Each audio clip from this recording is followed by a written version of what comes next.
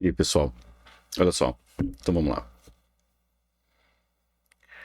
Anemia aplástica é o tema de hoje, ok? Então vamos lá. Anemia plástica é um nome ruim. É um nome ruim porque embora a anemia seja uma característica da anemia plástica, ela não é a única característica. Na verdade, um termo melhor de anemia plástica seria pancitopenia aplástica, ok? Por quê? Porque habitualmente o que a gente encontra é uma celularidade diminuída do sangue periférico, tanto nas linhagens vermelhas, brancas e amarelas. Anemia, leucopenia, trombocitopenia. Okay? Então, um termo melhor seria isso. Não é simplesmente uma anemia, mas uma pancitopenia.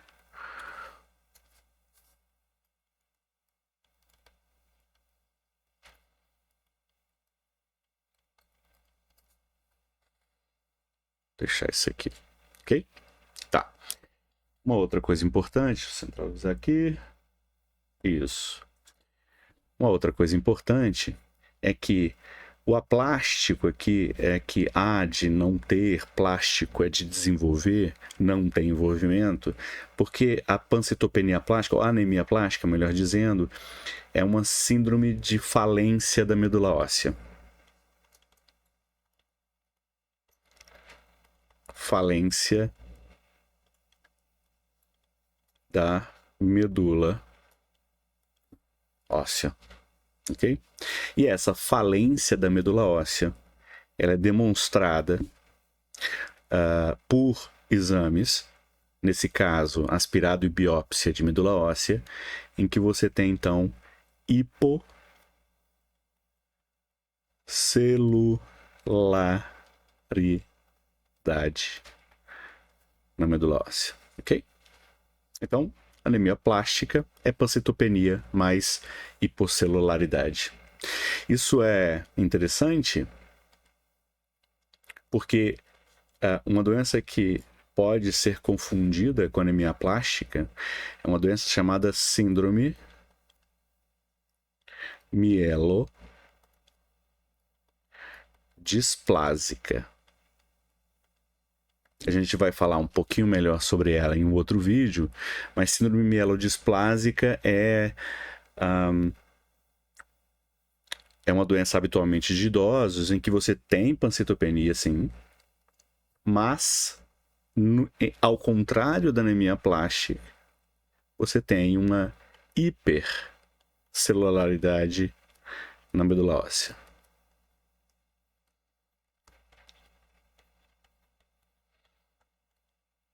Certo? Certo. Ok. Então sigamos. Anemia plástica é uma doença que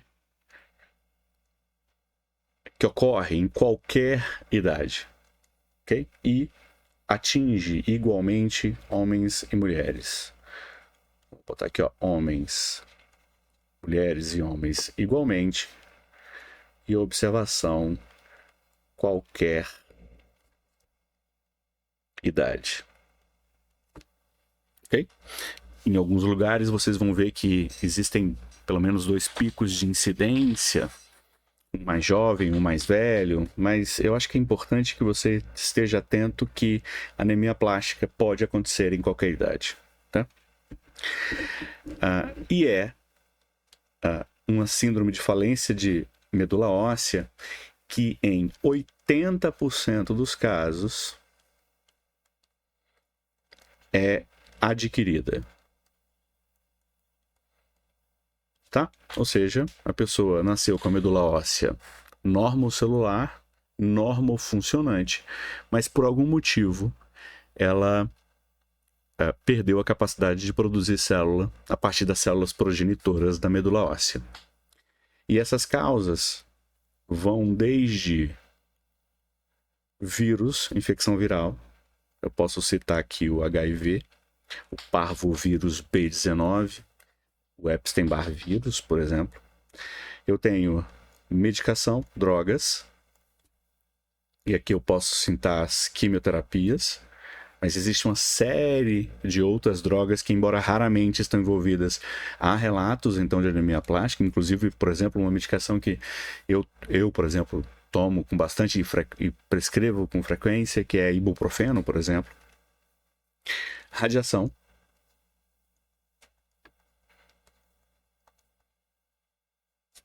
Ok? Radiação.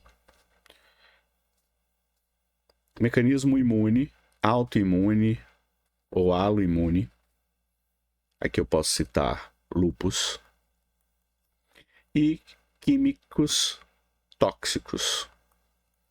Vou botar aqui tóxicos. Eu vou citar aqui o benzeno.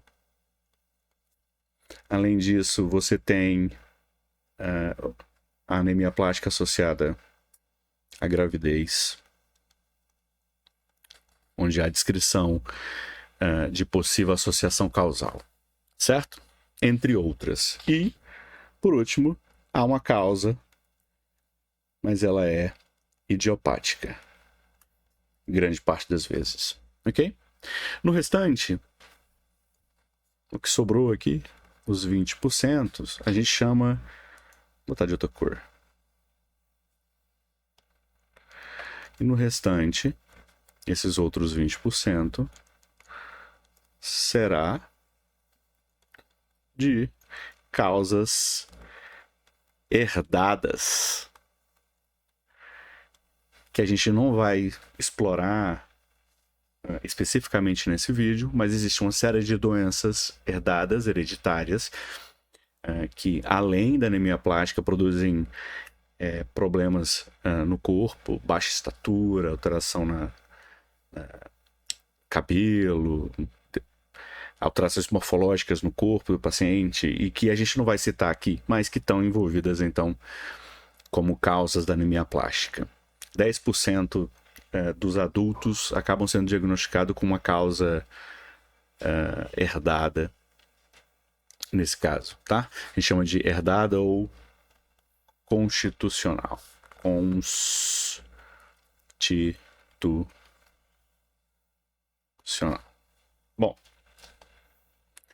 Bom, então é isso. Aí, clinicamente, a gente funciona assim. Vou colocar um cantinho aqui que ainda tem espaço para cá. Clinicamente, funciona assim. Você tem, então, vou fazer aqui uma observação da clínica. Então, na clínica, você tem, então, os sintomas relacionados à baixa quantidade de hemácias, a anemia. E aí você pode ter o paciente se queixando de astenia, dispneia aos esforços.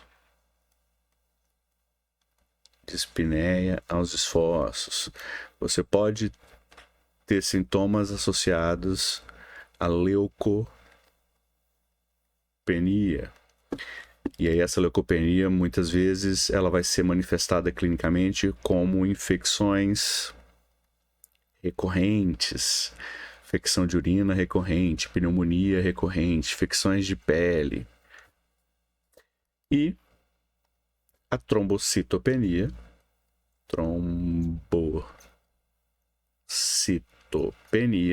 em que você vai ter, então, manifestações hemorrágicas em pele e mucosa. Vou colocar aqui sangramento mucoso. E aí vocês vão ter, por exemplo, gengivorragia,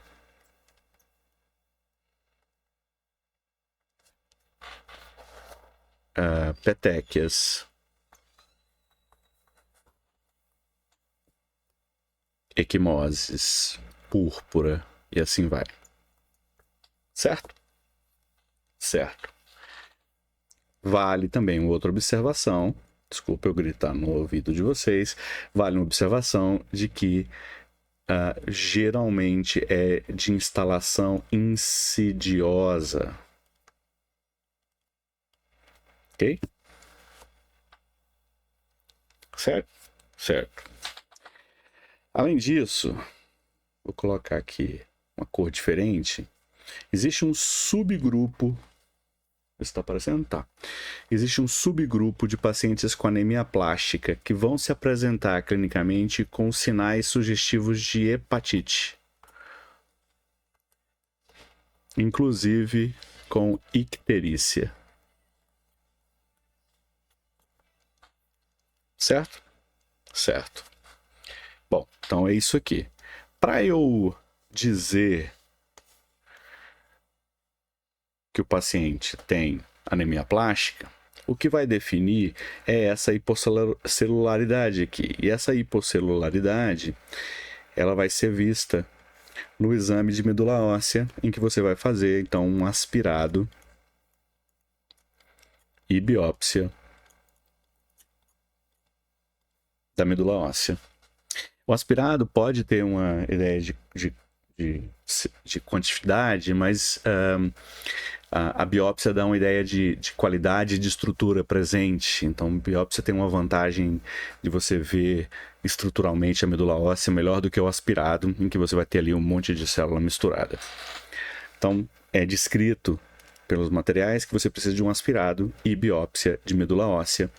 E que, nesse caso, o que você vai ter, então, é uma celularidade que é menor que 30%. Ou seja, de todas as células que foram encontradas lá, menos de 30% dessas células são células hematopoéticas. Tá? E aí, a morfologia dessas células é normal. Você não vai ter fibrose associada. Você não vai ter malignidade associada. E além disso, dessas células que estão diminuídas de tamanho, através de um exame que chama citometria de fluxo, você consegue identificar que a principal célula que está em grande quantidade diminuída são células de marcadores CD34. Ok? Beleza. E tratamento. Então, vamos ver aqui como a gente vai fazer o tratamento. O tratamento... uma tati azul. Então, tratamento. Então, primeiro, anemia plástica comumente vai se apresentar como uma doença severa ou muito severa. O que classifica ela severa ou muito severa? Pela quantidade de hemácias, de leucócitos, de trombócitos ou de plaquetas. Então, geralmente é uma doença severa ou muito severa. Isso quer dizer que precocemente, isso não é a doença do clínico, precocemente você vai ter que chamar o hemato. Na suspeita de anemia plástica, você deve chamar o hemato. A mortalidade em quadros muito severos pode chegar a mais de 70% dos casos. Então, chama o hemato logo. A gente dá o suporte clínico e esse suporte clínico se dá principalmente com transfusões sanguíneas e tratamento das infecções. Aliás, as infecções são uma das causas principais de morte do paciente com anemia plástica. Ele fica muito imunodeprimido. E o tratamento, e aí é o hemato que vai decidir, ele se resume à possibilidade de você transplantar o paciente, transplante de medula óssea, transplante de células hematopoéticas, ou uma terapia imunossupressora.